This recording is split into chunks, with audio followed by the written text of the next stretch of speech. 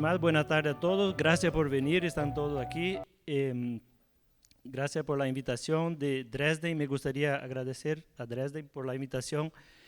Hoy vamos a hablar un poco de algunas enzimas, lógicamente, porque nuestra empresa es un fabricante de enzimas, pero con un enfoque un poco más mirando para el negocio del trigo, no tanto la tecnología de las enzimas. Debería funcionar si tuviera el... Gracias.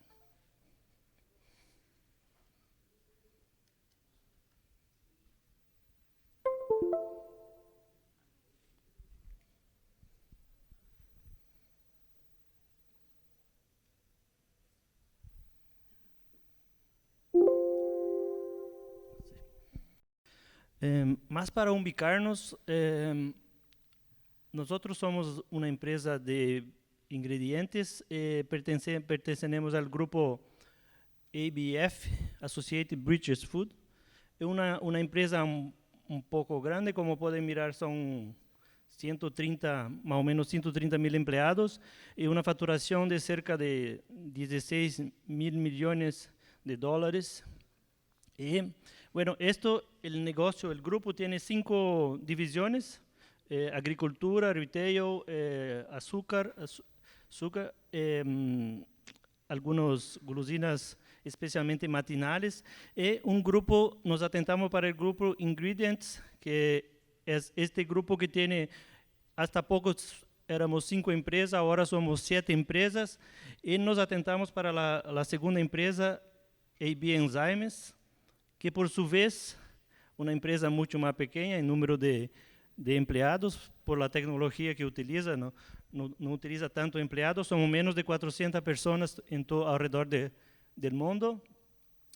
Nuestra oficina central está en Alemania y bueno, la fábrica de enzimas se queda en Finlandia.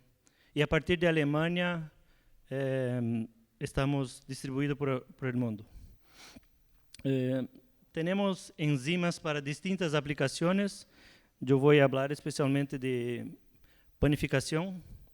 En panificación tenemos por lo menos 3 divisiones principales, que son harinas, son pastas y galletas.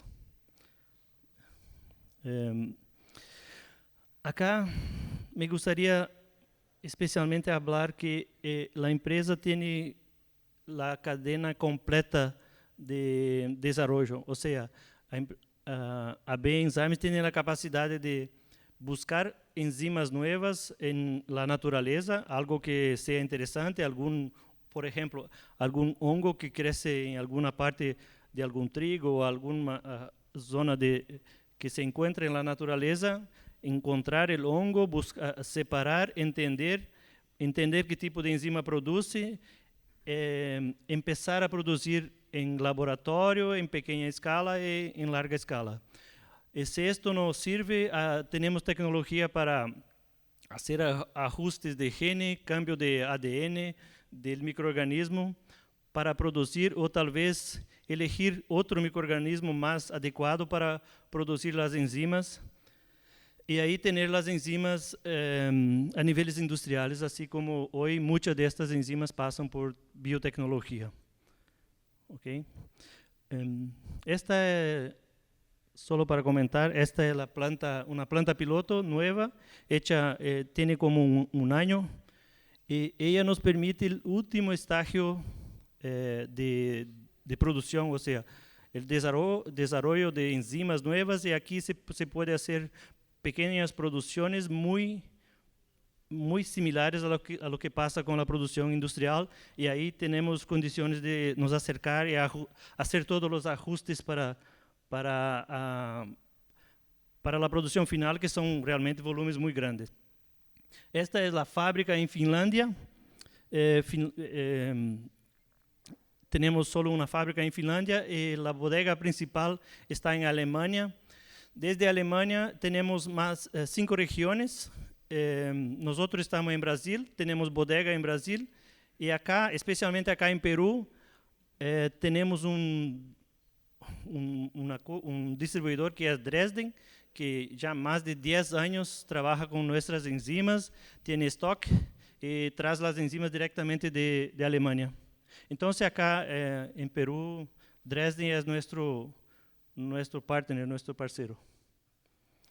Bueno, como todas as empresas e também mirando para o meio ambiente, o futuro, temos distintas certificações que nos ajudam a criar um ambiente seguro para os clientes, que estejam seguros que todas as enzimas, todos os produtos que usamos seguem regras internacionais, a maneira com que tratamos o meio ambiente, as pessoas, a comunidade, e todo esto.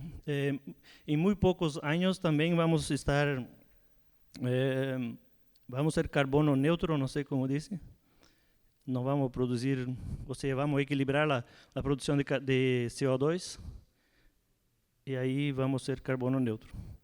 Bueno, ubicados, agora vou abordar dois temas principais.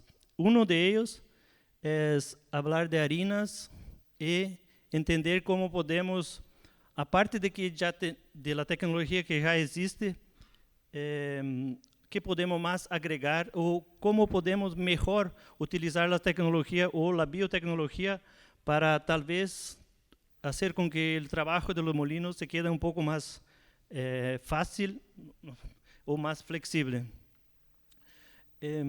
Hablando de molino, hablando de molinería, no se puede, el corazón del negocio es la harina o el trigo.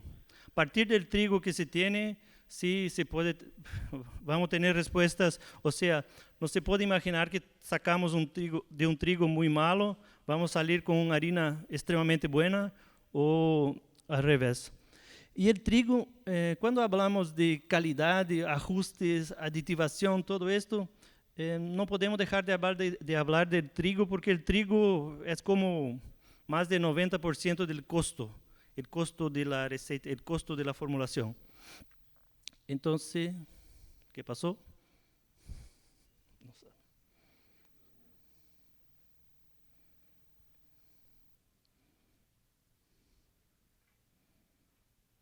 Algumas coisas que a tecnologia... Bueno, de uma maneira muito simples, não vou adentrar muito em molineria, que não é minha área, mas de uma maneira muito simples, os molinos tomam alguns tipos de trigo, fazem mescla ou não fazem mesclas, molem o trigo e têm sua harina, ok? E aí, a partir de sua harina, tem suas distintas aplicações e seus usos. Agora, isto incluso em Brasil, hasta o princípio da década de 90, simplesmente era assim. E normalmente não tinham mescla de trigo, recebiam um trigo, fazia a molenda e tinha sua harina. Normalmente, dois tipos de harina, uma harina mais branca, de primeira, e uma harina mais oscura, de segunda linha. Agora, o que se pode fazer os molinos? Eles podem elegir o tipo de trigo que querem ter, que querem moler. E como fazem para elegir o trigo? Há dois fatores que são básicos e muito importantes. Um deles, logicamente, é o preço. Então, é dizer que se eu parto de um trigo, se estou dizendo que o trigo é o componente mais caro da receita, e estou dizendo que se compro um trigo mais econômico, seguramente vou ter um preço mais baixo ao final, ok? Agora, outro fator bem importante também é a qualidade do trigo que estou comprando. Então, este balance é que algumas vezes não sai tão bem. Me interessa comprar o trigo mais econômico, mas a qualidade que vou ter de harina já não me serve muito bem. O que podemos, então, fazer? E fazem. Não estou falando de nada novo hasta agora. Como trabalham os molinos? Recuerda da harina? Então, os molinos têm sua harina e o que fazem é, se a qualidade não me serve tal como está a harina, eles utilizam ingredientes e muitos destes ingredientes são enzimas. A parte de alguns outros químicos, ácido ascórbico ou algunos otros ingredientes, puede ser emulsionantes también. Bueno, teniendo su harina corregida ahora, con su estándar de calidad asegurado, sigue para a panadería. Y el panadero, por su vez, también utiliza un otro concepto que es el mejorador panadero. Y ahí hace sus panes y todos están felices.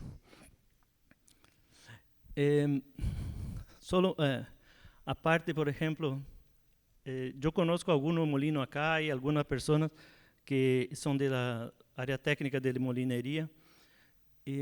Así para recordar alguna vez que me hace pensar, imaginamos un molino de 400 toneladas día. Y un molino así produce más o menos 300 toneladas de harina día. 300 toneladas de harina día, se puede decir que por lo menos 3 millones de personas van a comer alguna parte de esta harina. O sea, 300 toneladas día, sea por una pasta, una galleta o por un pan, van a estar en 3 millones de hogares. Estas personas que están en el molino y la panadería, de alguna manera, tienen alguna influencia sobre el empezar del día, vamos a decir. Pueden producir un día más feliz o un día más triste. O sea, si yo voy a desayunar con un pan muy sabroso, es muy probable que ya salga de mi casa muy feliz, muy contento. Y tal vez no me aburra por el tránsito, por el tráfico o por el calor. Ahora, si yo produzco una harina mala y un panadero que me ayuda a salir peor, ahí probablemente voy a tener 3 millones de personas aburridas. Espero que no saben que soy yo el responsable. Pero están así. O sea, esto es una cosa que para mí me motiva a empezar siempre todos los días, porque es una manera de hacer el mundo un poco mejor, especialmente para contrapuntear las informaciones de trigo de ayer, que estaba muy mal. Bueno, si yo tengo harina, tengo el panadero, si mismo así, normalmente esto es suficiente y funciona muy bien. Ahora, yo estaba hablando de usar trigos, tal vez trigos más económicos. Y normalmente trigos más económicos simplemente son así porque tienen una calidad un poco más baja. Lo que estamos proponiendo es, junto con el corrector de harina, con la corrección que los molinos hacen, agregar un concepto que actúa sobre el gluten y hace con que sacamos la mejor eficiencia de esta parte de la proteína, que es el corazón del pan, o sea, el gluten. Hacemos con que funcione mejor y ahí podemos tal vez utilizar matérias-primas más económicas o por lo menos tener acceso o poder utilizar trigos que antes no se utilizaba. Bueno, con esto, esta tecnología opera por un camino. Mira que hay distintos ingredientes que actúan sobre harina. Uno de los grupos son los oxidantes.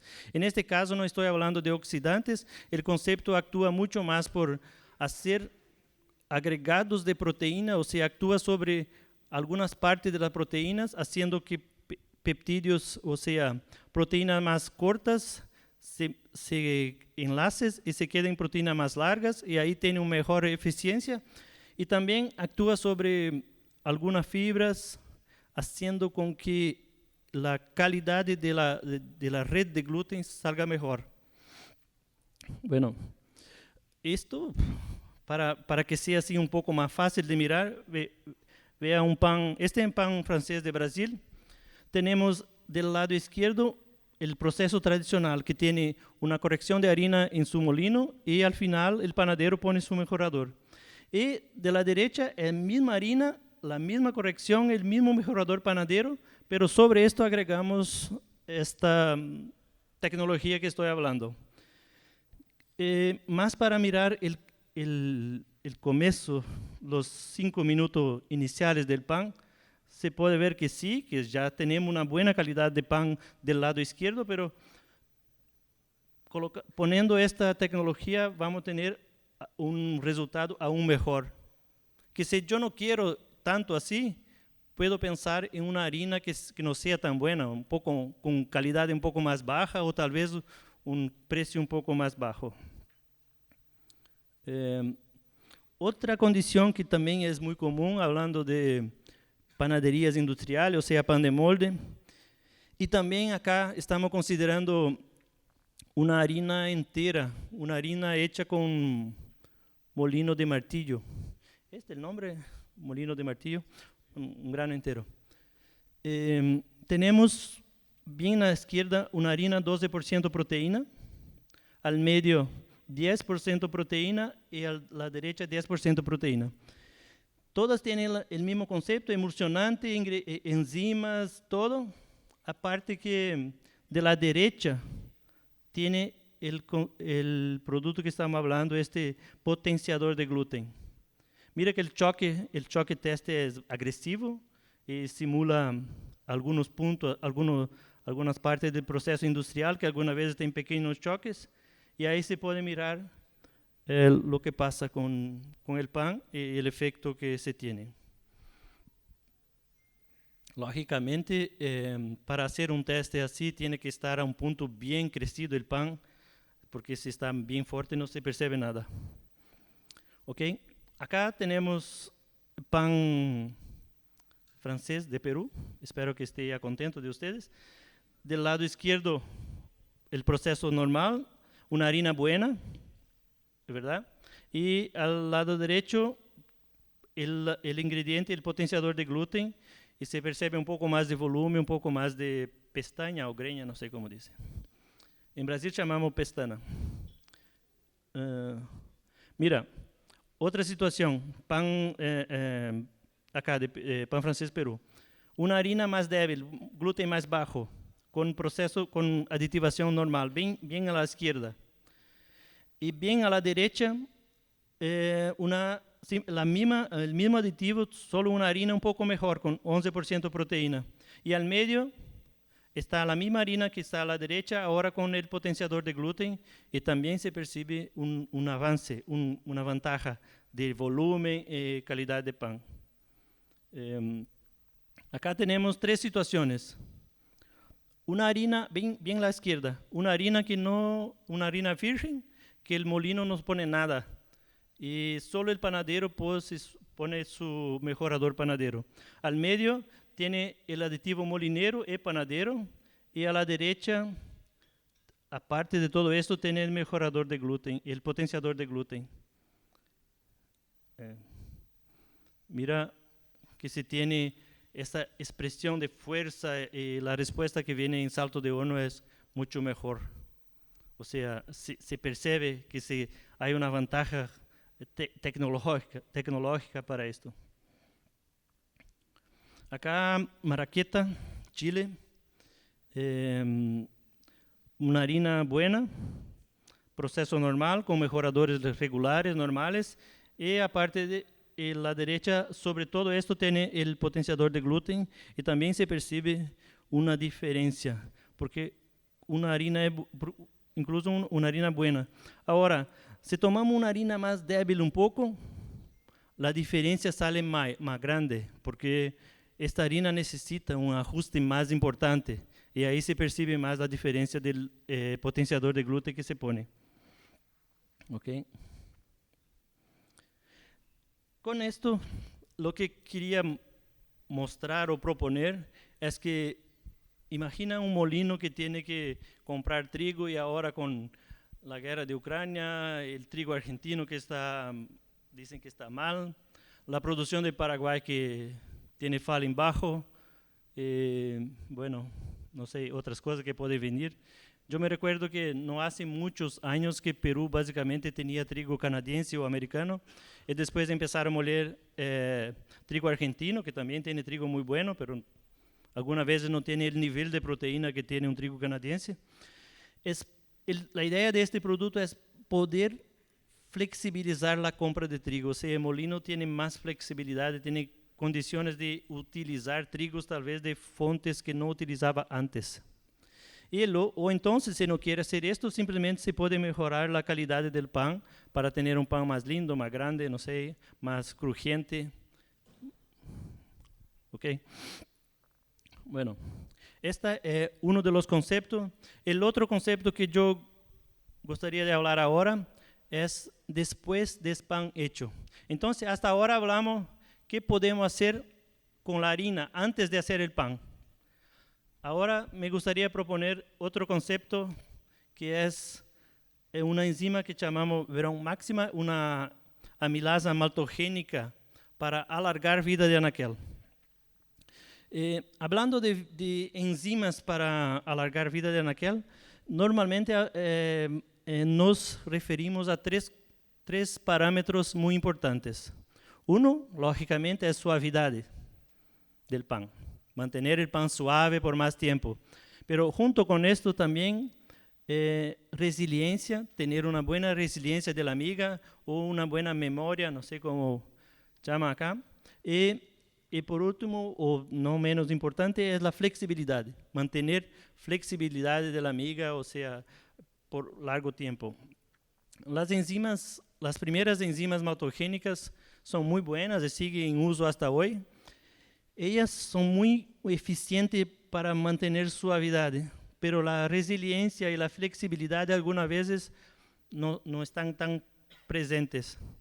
Después tuvimos otras generaciones de enzimas que siguen muy buenas para suavidad y aportan un poco más de humedad, tienen buena flexibilidad, pero dependiendo del nivel de uso se pierde un poco en resiliencia. Y lo que voy a intentar probar acá o mostrar acá es una enzima nueva, una tecnología que llamamos de protein engineer, o sea, algún ajuste, pequeño ajuste en la cadena de la enzima hace con que su efecto sobre el almidón del trigo produzca o potencialice estas tres características. Y con esto, para los panes, panetones, todos los productos de larga vida, se puede buscar reforzar 4 aspectos principales. Uno es diferenciación. Mira que estoy intentando mi mejor español. ¿Está bueno? Oh, gracias. O sea, tengo un producto que se percibe algunos valores. Perdón, ¿qué pasa? Ah, yo apreté acá. No se puede apretar cualquier botón. No, perfecto. Disculpa, errores primarios.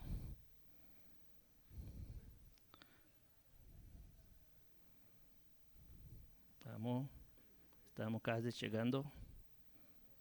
Acá.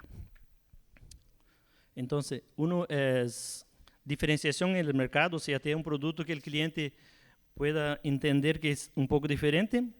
Tener propiedades sensoriales más destacadas, especialmente estas 3 que hablamos. Un tercer aspecto es la tendencia mundial de mermas, reducción de pérdidas de alimentos. Estábamos hablando ahora de incremento en la población y cómo vamos a hacer para que todos tengan comida en su mesa. Entonces, reducción de pérdidas. Y para la industria, especialmente, algunos aspectos que vamos a hablar un poco más, que es de mermas, devoluciones, de todo esto, ¿no? Pérdidas de rendimiento. Bueno, un estudio que hicimos con un panel treinado con 60 personas, ellos evaluaron panes con 2 semanas, 14 días, y lo que más se destacaba era textura del pan, o sea, sabor, la sensación en la boca, todo esto, que se diferenciaba, percibieron que estaba diferente cuando comparado con un estándar de mercado. Estos son los testes, la persona que hicieron las pruebas, todo. El pan se quedó en condiciones normales, como si fuera una góndola por 14 días, 2 semanas, y ahí hicieron evaluaciones sensoriales. Acá tenemos una evaluación que es la Verón máxima, la línea de arriba, comparado con el benchmark, el mejor producto del mercado de nuestra competencia. Mira que con 14 días, más personas entenderam que o produto está bien suave y menos personas, o sea, y al revés, comparando con el producto del mercado, algunas personas entendieron que no está tan suave. Y más, esto es una dosificación estándar de la enzima. Y cuando se pone más enzima, se incrementa este efecto y ahí la diferencia se queda más grande del producto nuestro con el producto de la competencia. Especialmente los que dicen que no está más tan suave, está un poco duro el pan.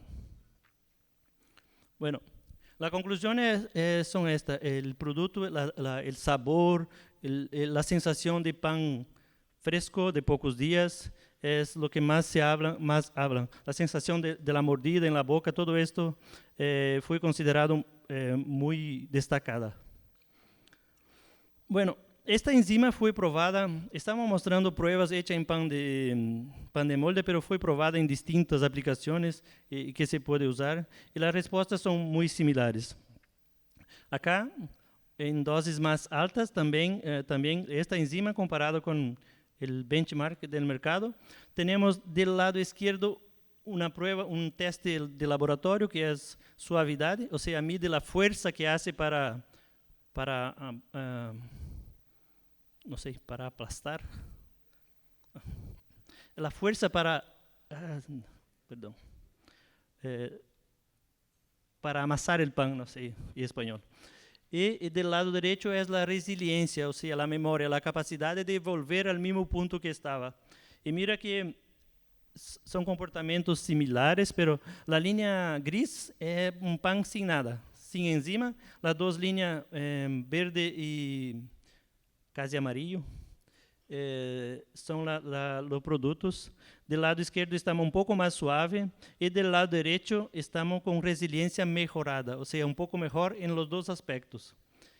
Y con esto se puede, creamos un factor muy importante que es para medir lo tanto que se puede llegar, o sea, lo tanto que se puede dosificar hasta que el efecto empieza a no ser tan bueno.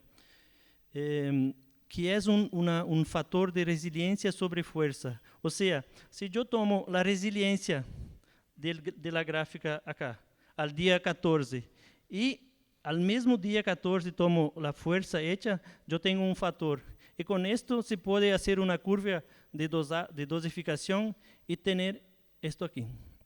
Entonces, mira, la línea azul significa que yo voy dosificando más y más y más y la respuesta sigue mejor. Aparte que el producto del mercado, que también es muy bueno, se dosifica hasta un punto y ahí ya no se tiene más ventajas, no se puede llegar a tan alta dosis. Acá también tenemos un pan para acercarse un poco más a un panetón. Yo sé que tiene un pan con 18% azúcar, 15% grasa. No es una receta de panetón, tampoco tiene tal vez la grasa que tiene, el tipo de grasa que tiene un panetón, pero el nivel alto de azúcar actúa negativamente sobre el efecto de todas las enzimas, especialmente enzimas de suavidad. Entonces, más para entender cómo pasa, qué pasa con la enzima, ahora es solo la Verón Máxima que pasa a lo largo de un año del pan. Entonces tenemos, cuanto más alto, más duro el pan, peor se queda. Este no tiene ni una enzima y con 30 días ya está mal, ya está bien duro. Después se dosifica, aquí, acá estoy hablando de 100 ppm, o sea, 100 gramos por tonelada de harina. Cuanto más se pone enzima, más suave se queda el pan a lo largo de los tiempos. Tengo más dosificaciones más altas, pero a partir de ahí ya no hay una ventaja importante, pero siempre sale más suave el pan. O sea, hay condiciones de hacer con que un pan se mantenga suave por bastante tiempo. Bueno, de todo esto que hablé, yo quería resumir, o sea, mostrar en un pequeño video que muestra los 3 factores que hablamos.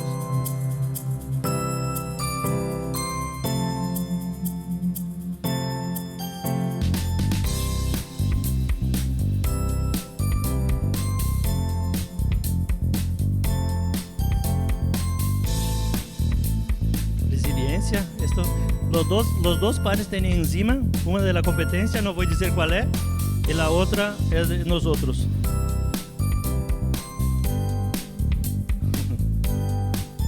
Y por último, la flexibilidad. También no voy a decir cuál es la competencia. Y la nuestra, que no voy a decir. Creo que tiene algún... Entonces, los tres aspectos se quedan destacados con esta enzima y era lo que quería. Yo sé que estoy pasando del tiempo. Muy rápidamente me gustaría decir lo siguiente. Bueno, todo esto es muy lindo, muy agradable, muy lindo, incluso el video es agradable, pero yo soy una industria de pan, ¿qué puedo ganar con esto? Mira, imaginamos una situación que tenemos un pan con 2 semanas para la venta. Del punto de vista comercial de una fábrica de pan, lo que pasa, tenemos por lo menos un día para la producción. Estos son datos basados en una situación real en Brasil antes de la pandemia, entonces ahora ya no sé si es tan válida. Un día para producir, un día para distribución, dependiendo puede ser incluso un poco más. Y ahí, lógico, tenemos 14 días para la venta, ¿correcto? Yo también pensaba que era correcto, pero no es bien así. Porque el tipo me dice, mira, los últimos 2 días no puedo dejar en la góndola porque ninguno va a comprar el pan con un día, 2 días. Entonces tiene que sacar el pan y ya son pérdida total, 100%. Puede ser harina de pan, algo así. Y más, hay otra pérdida. Los últimos 2 días antes de sacar el pan, normalmente yo hago una promoción, bajo el precio por la mitad o por menos de la mitad para vender lo máximo posible, si no voy a tener pérdidas. Entonces, me restan 8 días de una venta saludable para quedarme rico, solo 8 días, en poco tiempo. Y aparte que si yo imaginamos ahora un pan con 30 días, ¿qué va a pasar? La producción es la misma, todo es lo mismo, la pérdida al final es la misma, solo que tengo 23 días más o menos para vender este pan. Y ahí puedo manejar, imagine un gerente comercial, un gerente de producción, un día más que tenga es un día más de tranquilidad para producir. Entonces, esto es la gran diferencia que hay del punto de vista de la producción de panes. Un otro dato que quería mostrar para finalizar y no pasar mucho del tiempo, gracias. Dividir el costo de producción sobre el precio de venta, también un caso que tenemos en Brasil. Imaginamos que el 100% son todos los costos y el 100% es el precio de venta. No sé cuál sería el precio de venta de una fábrica de pan para el supermercado. Vamos a imaginar que son 5 soles. Entonces, 100% sería 5 soles. El pan tradicional de 14 días, en este caso, tiene un costo, 39% de los 5 soles son insumos, procesos, ingredientes, agua, todo, energía, bla. Pero sobre esto tenemos también, hablando ahora para tener una tecnología, utilizar un proceso que permita un pan con 30 días, tenemos un costo para extender la suavidad y también un costo para no tener hongos. Necesitamos de una tecnología en estos 2 puntos. Si no, no tiene sentido un pan suave y lleno de hongos. Es más caro. Bueno, esto es complicado porque más caro en un mercado que el precio es estándar, es complicado. Pero vamos a mirar. Tenemos transporte. 20% del costo del pan es transporte porque tengo que llevar pan 1 o 2 veces por semana para el supermercado. Y algunas veces voy con pan y vuelvo con pan vencido. En este caso, muy probablemente tienen por lo menos una reducción de 20 para 15%. Y ahí ya empieza a quedar un poco interesante.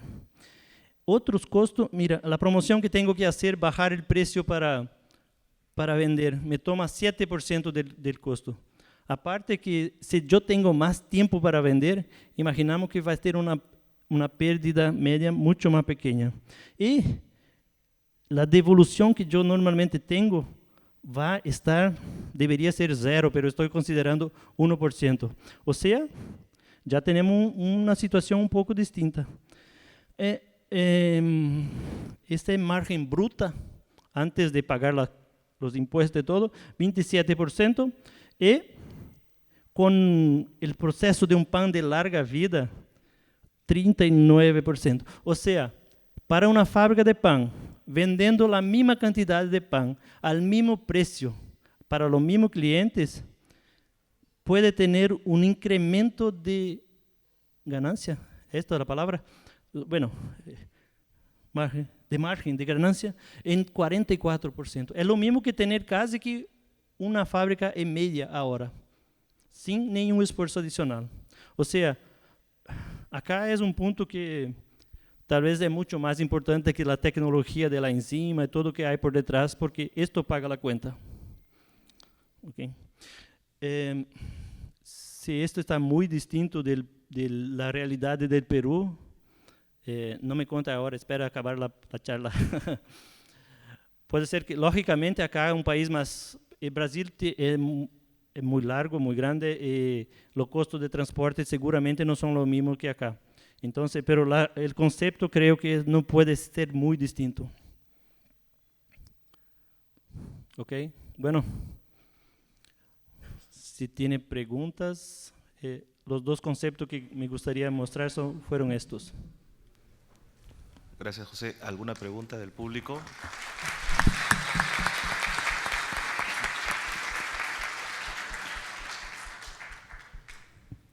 ¿Alguna consulta? No. Hola, disculpa, era el nombre del primer producto que nombraste. Para aclarar un poco, el primer producto tiene un nombre genérico. Yo no le dice el nombre comercial porque no es hecho solo con una enzima. Nosotros como fabricante producimos enzimas por separado y junto con Dresden acá de Perú desarrollamos esto. Entonces ellos van a tener el nombre comercial de Dresden acá, no sabería decir exactamente, pero el concepto es este. Porque también tiene versiones distintas para aplicaciones distintas. Pero si uno quisiera comprarlo para una harina en específico molino, ¿hay que desarrollar entonces? ¿Hay que revisar cuál sería el conjunto de enzimas a comprar? No, el concepto ya está listo. Dresden va a saber definir el producto adecuado ¿Pero para eso en Perú, en otros países? Esto podemos hablar. Okay. ¿Alguna consulta adicional? Creo que no. Igual en el coffee break, cualquier consulta podremos acercarnos a José. Muchísimas gracias. Y ahora los invitamos a pasar al coffee break ofrecido por Sangati Verga y volvemos en 30 minutos.